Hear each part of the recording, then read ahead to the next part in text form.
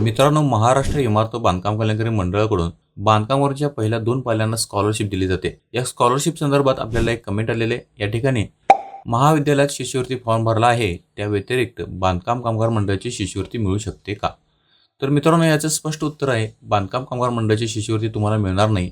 याचं कारण असं आहे की बांधकाम कामगार कल्याणकारी मंडळाकडून शिष्यवृत्ती जर तुम्हाला मिळवायची असेल तर तुम्ही शाळेतील किंवा कॉलेजमधील कोणतीही शिष्यवृत्ती घेत नाही अशा पद्धतीचे एक पत्र किंवा घोषणापत्र तुम्हाला बांधकाम कल्याणकारी मंडळाला द्यावे लागते. तरच तुम्हाला बांधकाम कामगार मंडळाकडून शिष्यवृत्ती मिळते.